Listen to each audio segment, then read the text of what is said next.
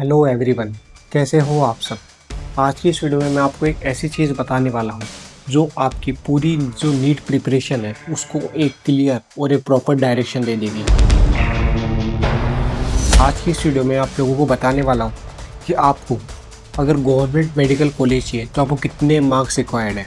जी हाँ, आपको कितने मार्क्स चाहिए कि आपको एक गवर्नमेंट मेडिकल कॉलेज में आपको नंबर आ जाए, आपको गवर्नमेंट मेडिकल कॉलेज में सीट मिल जाए।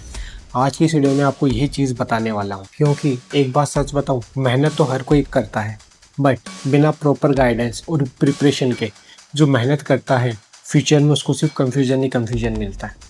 आज की इस 5 मिनट की वीडियो में मैं आपको पूरा कंप्लीट क्लियर करने वाला हूँ, ठीक है, कि आपको कितने मार्क्स रिक्वायर्ड है नीट के अंदर एक गवर्नमेंट मेडिकल कॉलेज सिक्योर करने के लिए। अब सबसे पहले आप लोग ट्रेंड समझो। 2019 के अंदर अप्रोक्स 16 लाख लोगों ने नीट का एग्ज़ाम दिया। वहीं अब अगर मैं 2024 की बात करूँ, 2024 के अंदर अप्रोक्स 23 से 24 लाख स्टूडेंट्स ने नीट का एग्ज़ाम दिया था।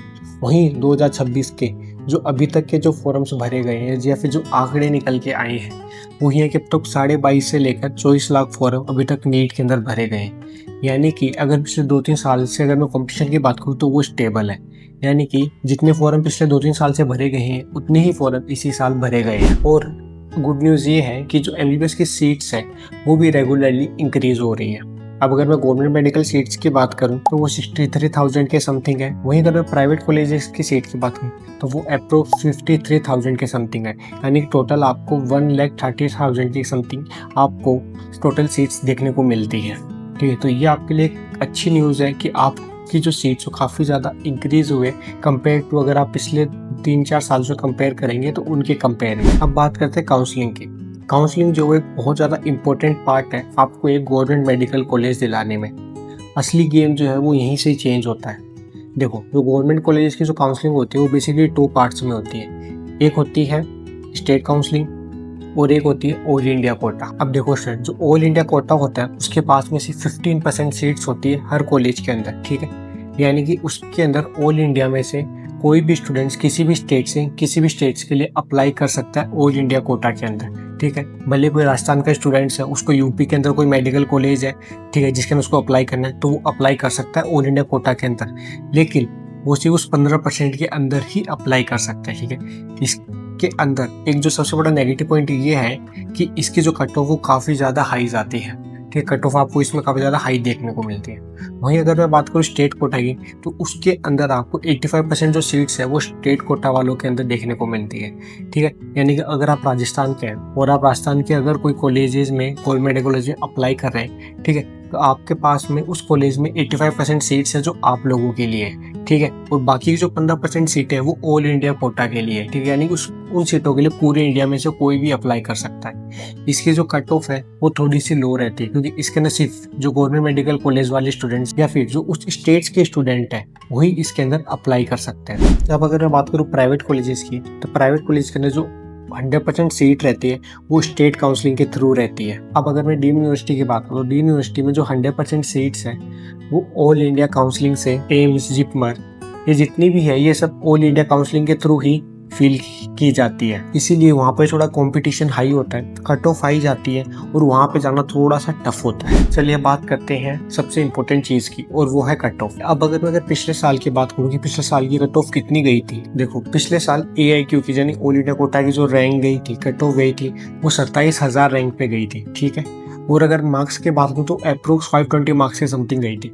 अब अगर इस डेटा को अगर मैं पिछले 2-3 सालों के डेटा से कंपेयर करूं, जैसे कि अगर मैं उससे पिछले साल की बात करूं तो करीब 23,000 के समथिंग थी, फिर उसके बाद 24,000 के समथिंग रैंक के समथिंग थी, देन उसके बाद 25,000 के समथिंग। यानी कि मतलब हर साल जो रैंक का कट ऑफ है वो इंक्रीज हो रहा है, डिक्रीज नहीं हो रहा है। अगर मैं 2026 की प्रेडिक्शन करूँ, ठीक है, तो जो AIQ की जो कट ऑफ रहेगी रैंकिंग में वो अप्रोक्स 29,000 के समथिंग रैंक रहने वाली है।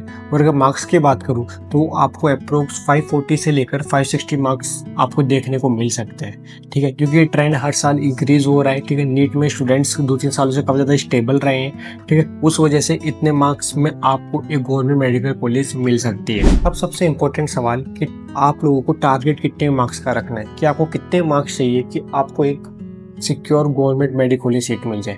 देखो अगर मैं ऑल इंडिया कोटा की बात करूं, ठीक है, तो उसके अंदर अगर मैं मार्क्स की बात करूं, जैसे अगर आपको गवर्नमेंट मेडिकल कॉलेज सीट मिल जाए तो आपको अप्रोक्स 550 प्लस मार्क्स आपको लाने चाहिए, तभी आपको गवर्नमेंट मेडिकल कॉलेज सीट मिल सकती है। ठीक है, वहीं अगर मैं स्टेट काउंसलिंग की बात करूं, ठीक है, तो उसके अंदर आपको अप्रोक्स 520 से लेकर 550 मार्क्स आपको देखने को मिल सकते हैं। ठीक है, यहाँ पे अगर आप ये 520 मार्क्स पे आते हैं, कि मैं आपको एक एक्सपेक्टेड बता रहा हूँ पिछले डेटा के अनुसार, ठीक है, तो भी आपको गवर्नमेंट मेडिकल कॉलेज देखने को मिल सकती है। अभी जैसे कि अगर आप मॉक टेस्ट दे रहे हैं, उसमें अगर आपके 500 मार्क्स आ रहे हैं, ठीक है, 520 मार्क्स आ रहे हैं, ठीक, तो फिर आप लोग एक सेफ साइड में, ठीक है। अगर आपके 480 पे आ रहे हैं तो फिर आप लोग एक सेफ साइड में, बस आपको एक थोड़ा सा अपने आप को आगे ग्रोथ करना है, थोड़ा सा आपको अपने आप को आगे लेके जाना है, ठीक है, कि आप 480 पे या 500 पे, उससे आप 550 तक कैसे पहुंच सकते हो। आप ऑलरेडी एक सही ट्रैक पे हो, तभी आपके 480 500 मार्क्स आ रहे हैं। तो आपको सिर्फ इतना सा कोशिश करना है कि आप 550 मार्क्स तक कैसे पहुंचे। अगर आपके मॉक टेस्ट से 550 560 मार्क्स आ रहे हैं तो आप एक government medical college easily secure कर लोगे। तो सिंपल सी बात है, टारगेट छोटा मत रखो। आपका जो टारगेट है